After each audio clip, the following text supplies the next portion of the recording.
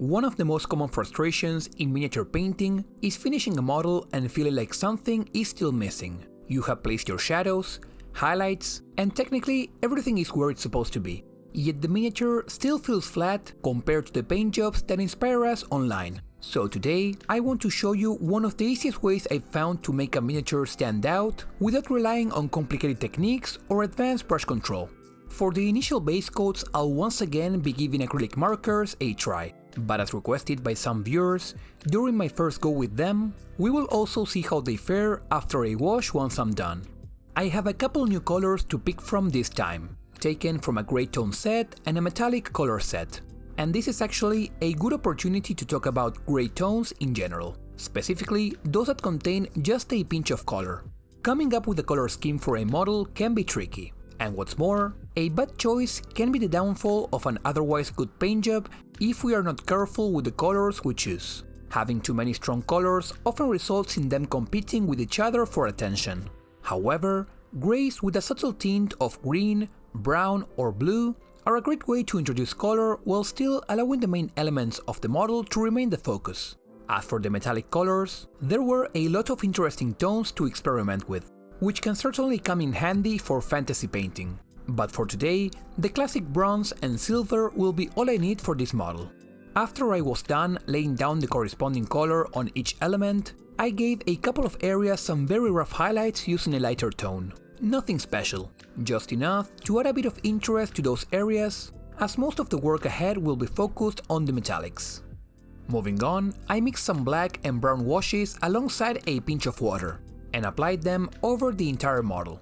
The washes behave exactly as they would have had I painted the model with a brush and regular acrylics, allowing me to properly define the recesses and creases. This greatly increases how easily we can differentiate one element from another, compared to leaving the plain base coats. Now, one common disadvantage I often talk about when it comes to all-over dark washes is that they don't just darken the recesses, they darken everything else as well. This inevitably kills some of the brightness and saturation of our colors. But for today's paint job, and because I am aiming for a more aged and grimdark finish, that didn't turn out to be a disadvantage. And once the wash was dry, you can see that the model looks no different than what one painted entirely with a brush would look like. So for any beginners out there struggling to handle a brush, acrylic markers might be a tool worth considering. At this point, the model can be called finished. Everything from here on is simply about adding personality. And in order to make this project a bit more of a challenge, I decided to maintain the lack of fancy brushwork all the way till the end. Instead, we're going to rely almost entirely on layered special effects to add character and texture to the model. I am starting with the bronze elements, over which I'll be adding a verdigris effect. Now, I have done a tutorial in the past teaching how to achieve this effect, with both acrylic and oil paints, and I would recommend that video over this one if you're looking for a more technical explanation. This time, however, I am not using either of the methods mentioned in that video, and that is because I think there is a trap many of us fall into once we find a recipe that works. We discover a technique we like, we get good results with it, and eventually we stop questioning it. We stop experimenting because we already know what works. And while there is certainly value in having a reliable method you can fall back on, I have noticed that some of the biggest improvements in my painting have come from the moments where I step away from those familiar approaches and tried something different. Not because I expected a better result, but simply because I was curious to see what would happen. Painting is full of opportunities to learn from unexpected places. Sometimes it is a new product, a random mistake, or an idea borrowed from a completely unrelated project. And more often than not, even when the experiment doesn't outperform the original method, it still teaches me something useful. So even though I already had 2 different ways to approach verdigris, I wanted to try a third one simply to see where it would lead me. All in all, the process consisted of a succession of 3 washes. The first one was applied over the entire surface. The second was focused on the recesses and cracks, and the final one was restricted to just a few spots within the second wash. This was by no means difficult, and to be honest, it was quite messy and carefree. But that was intentional. My goal was to create a complex and varied undertone, over which I could later dry brush a bronze color. For this I am using a cheap makeup brush, which has a nice angle that allows me to orient it in such a way that I can avoid hitting adjacent areas. The dry brush catches only the raised details, while leaving behind all the colored patina sitting in the recesses. And once I was done, I had a verdigris effect that wasn't completely uniform in color thanks to those 3 washes, while also avoiding all the coffee staining and tite marks that were visible earlier in the process. Afterwards, I moved on to my next special effect, rust. Now, I have done plenty of tutorials on painting rust using successive layers of acrylic washes, but today I decided to go for a much simpler pigment wash instead.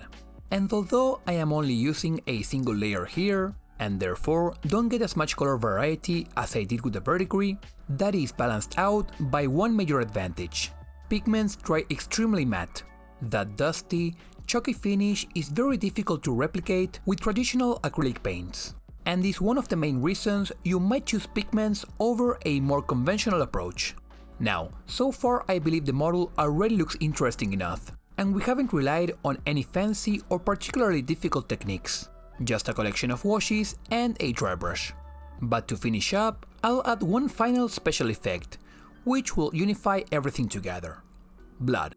I decided to mix my blood effect paint with some black ink and water to create a darker and more transparent tone, and borrowing an idea from last week's video, I flicked some splatters in the opposite direction of the shield.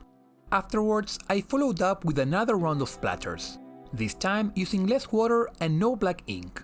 The goal here is to create 2 distinct tones that sit next to each other, helping to suggest older blood alongside fresher stains. And the key takeaway about this final result is that none of these effects were particularly difficult on their own. The verdigris was mostly a few washes and a dry brush. The rust was simply a pigment wash, and the blood consisted of little more than flicking paint from a brush. Yet what I find fascinating is that none of these effects rely on intricate brushwork to be convincing. Even by themselves, they are immediately identifiable, simply because they mimic textures and colors we already recognize from the real world, and when combined together, they add a tremendous amount of character to the miniature. They tell a story, they make the materials feel different from one another, and they create visual interest in places where some generic highlights would have looked flat. I think this is something many painters overlook when they first get into the hobby. We often assume that improving a paint job means learning increasingly difficult techniques, buying better brushes, or developing perfect brush control. And while those things certainly help, special effects offer a different path. They allow us to add atmosphere, texture, and storytelling, without requiring the same level of precision. In a way, they are one of the most accessible tools available for beginners. Not because they replace good fundamentals, but because they build upon them. A simple paint job with a bit of rust, dirt, blood, verdigris, snow, or dust often feels far more alive than a perfectly clean paint job that lacks personality. And perhaps that's a real lesson here. A memorable miniature isn't always the one painted with the most advanced techniques. Sometimes it is simply the one that feels like it has lived through something. And with that, this miniature is finally finished. I hope you found this video helpful, and maybe it gave you a few ideas for adding a bit more character to your own projects. I would also love to hear from you down in the comments below. What special effect would you like to see covered in a future tutorial? Whether it is dirt, snow, slime, glowing effects, or something completely different, let me know. If you enjoyed the video, don't forget to leave a like and subscribe for more miniature painting content. Thank you very much for watching, and I'll see you in the next one.